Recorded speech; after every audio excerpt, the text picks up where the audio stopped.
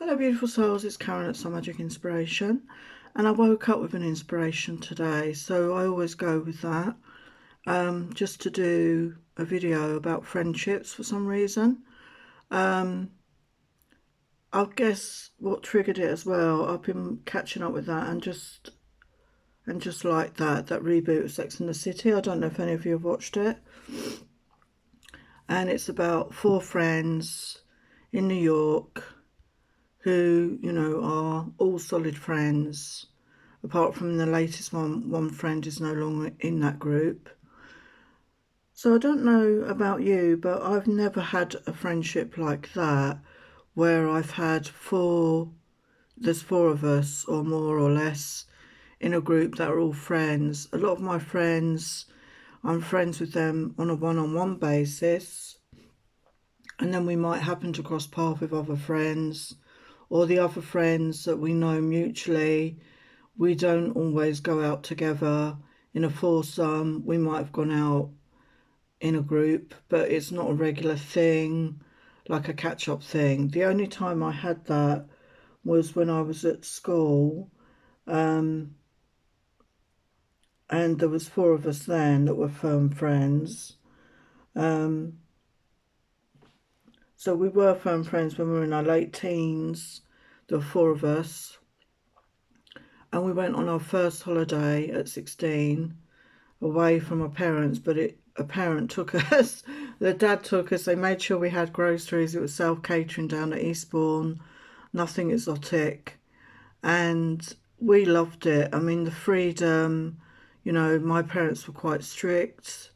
And I didn't like to upset the apple cart. So it gave us freedom. It was a week, but it gave us a lot of freedom, and we did take advantage of that freedom. And we had some fun times together, and it's, memories of that time. But when we went back, two of us stayed on at school into we were at secondary school, which was an all-girls school back then. Yeah, it was in an all-girls school, and the boys' school was next door. So we didn't really mix with the boys much because we were kept segregated, which obviously I don't agree with that really. And they became a bit of a mystery to us, and I'm sure we were to them as well. And occasionally there would be get-togethers, in one of the school halls as a dance, but everybody was really awkward with each other unless you grew up with brothers that had friends. I had a younger brother, so that didn't really help. He was a lot younger. So boys were a mystery. So when we went on our holiday, it gave us a chance to be young women, to interact with other people. Anyway, as I said, when I came back, two of us stayed on at school into sixth form, and two left school to get into a job, to get work. Back then, people did start work very early. Not many people went to university back then, because I'm talking about in the 70s.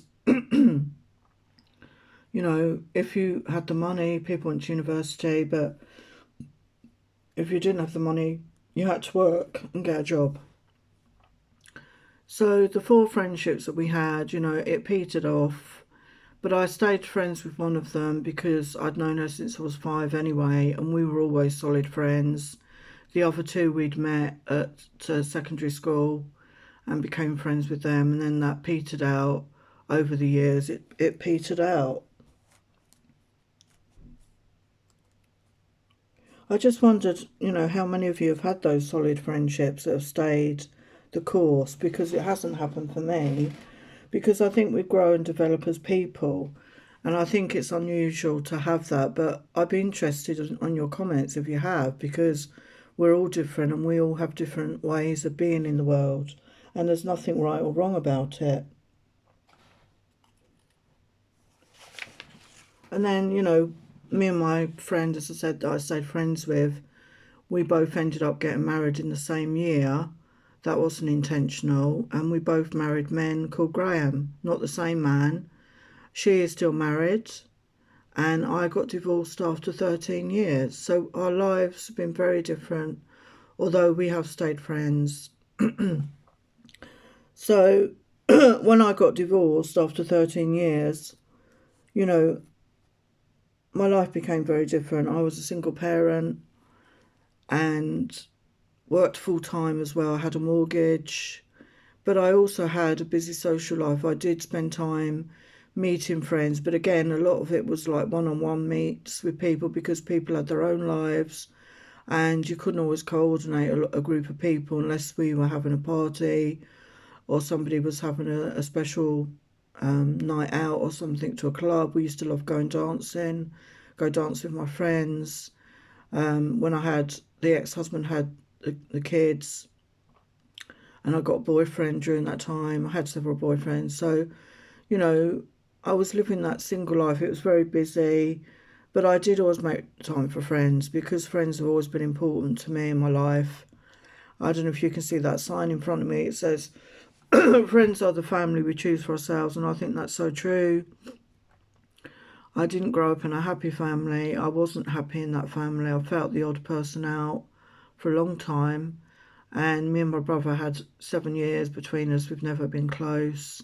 So and my friendships were what I had. You know, my friend from the age of 5, we were more like sisters to each other because she had a difficult home life. And we were there for each other. And that's what I think a friend is for me. Somebody that is there for you, okay? You know, and that's why I've never had tons of friends, because to me, I put effort and time into a friendship. So I don't want too many people because we are limited with the time and effort we have, especially if you have a family. You know, so other people in my life have been more acquaintances. And I've had acquaintances. It's like when I was working, the only time I made a friend at work really was again when I was single and before I got married. She actually made my wedding cake. But I've never really had friendships at work. I think it's been a subconscious thing.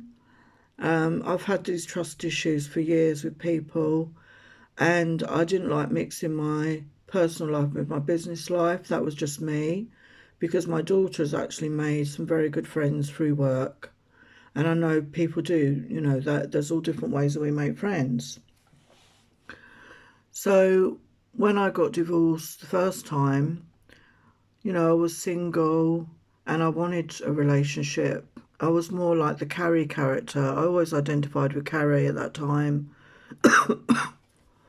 I wanted that loving relationship with one person.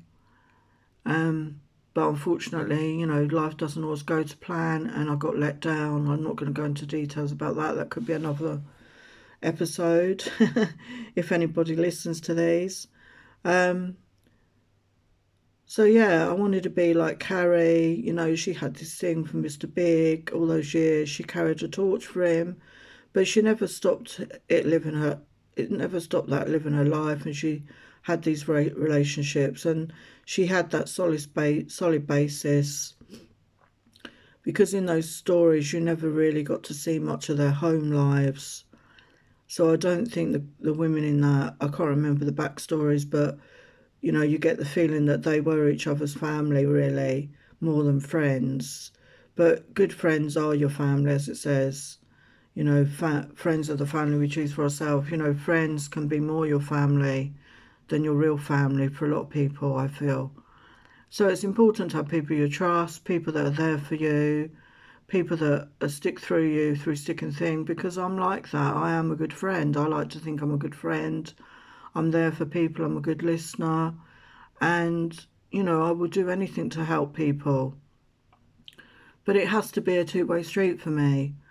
And I have been let down a lot by people. And maybe people feel I've let them down. And if I have, it's unintentional.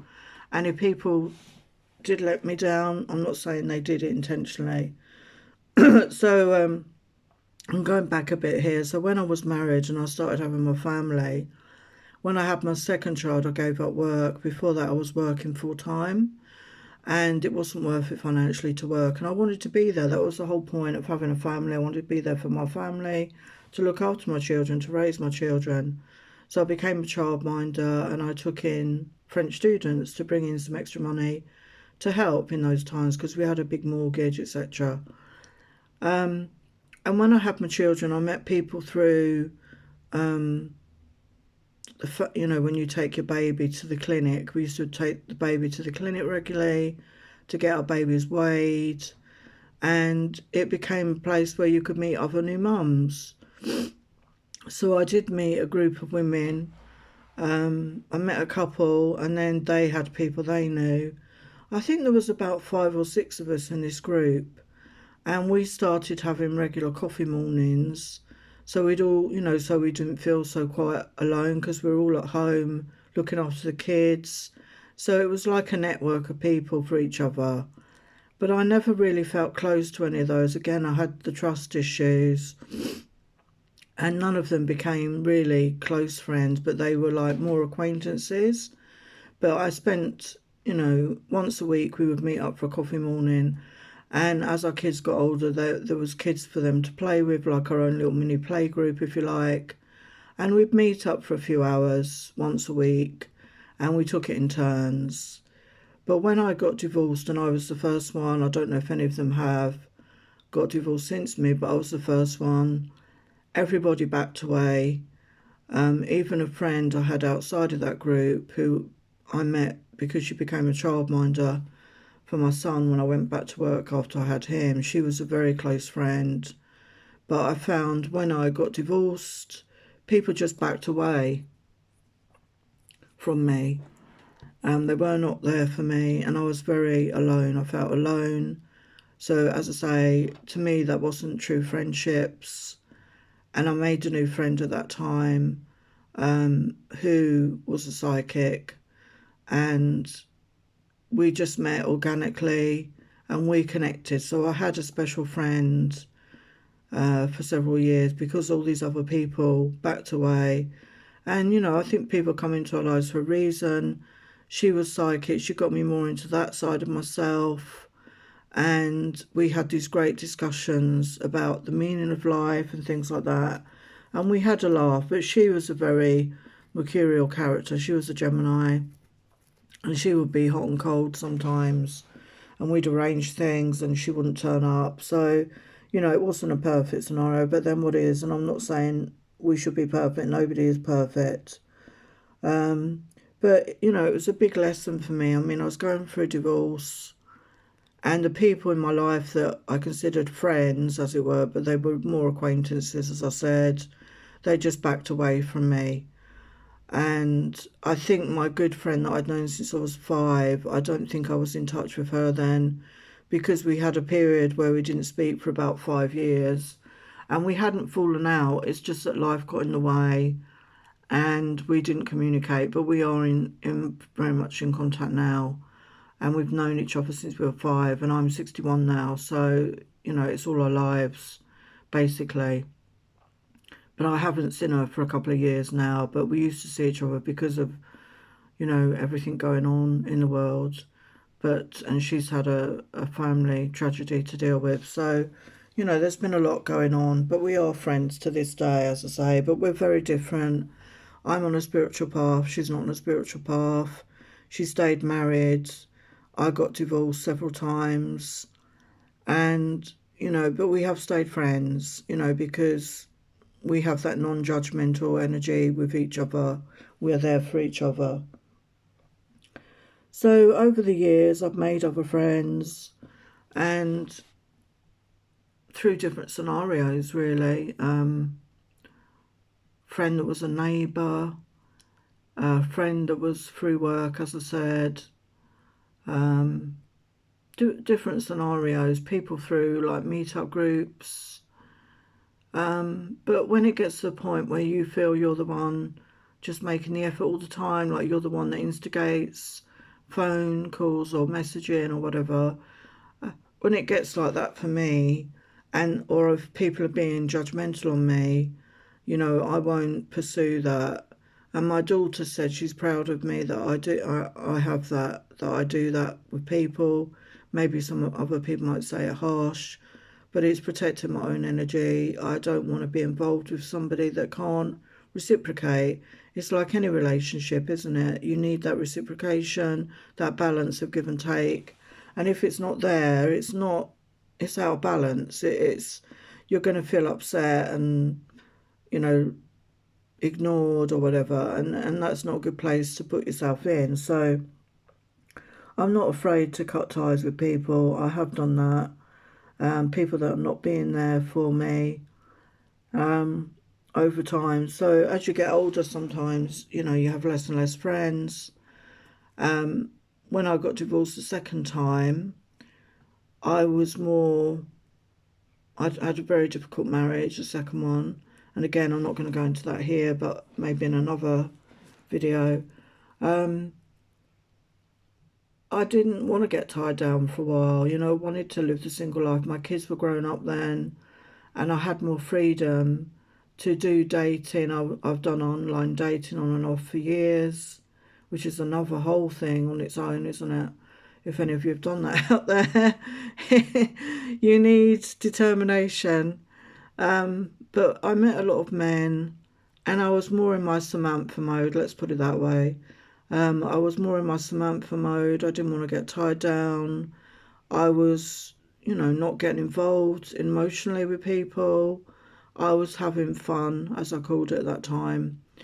And that lasted for a few years, I guess. I needed to get that out of my system because when I was younger, I never had the opportunity to do that much dating. And then when I did start dating, they were serious relationships. I never did the fun dating. So I've done everything back to front, really, in my life. But, you know, now, you know, I'm ready for a relationship now. But I've been through some difficult times in the past few years, as a lot of people have. And the friends that I have in my life now, I've been disappointed. I didn't feel they were there for me. So I'm not sure what's going to happen with that at the moment, because I know everybody's had their challenges. So I'm just going to play it by ear, really. But I always feel, you know, when we do cut ties with people, it does make room for people to come in that have that time and energy for you to put in that effort, as it were.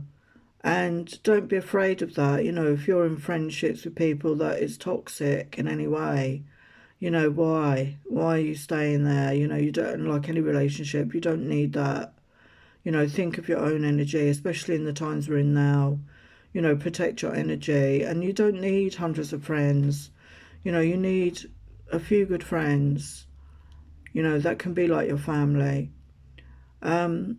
You know, I'd just be interested in your comments. I mean, if any of you have got those sort of friendships where there's like a group of you that you all get on and you all see each other regularly, you know, I'd be interested. Or if you're like me, you've had like more one-on-one groups where you might all go out and meet on occasion, but you're not, and we're not in each other's lives. You know, I keep in touch with texting mainly now, and the occasional meet up. I mean, I enjoyed that, going out for lunch.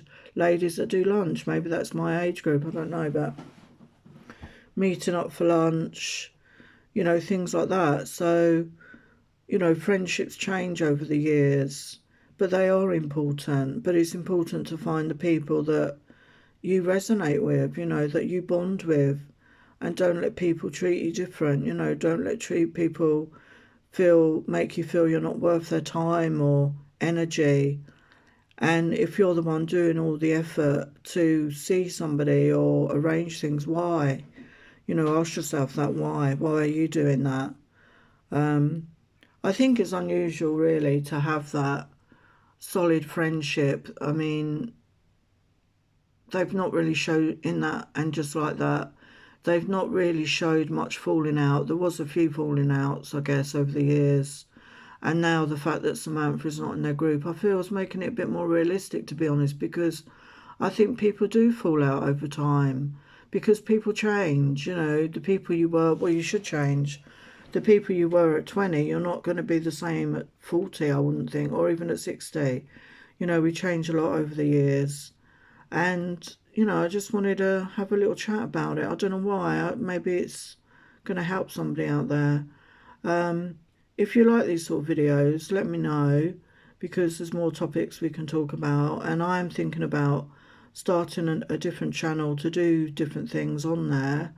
So again, I'd like your feedback, please. So sending you lots of love. Thank you for listening. Take care.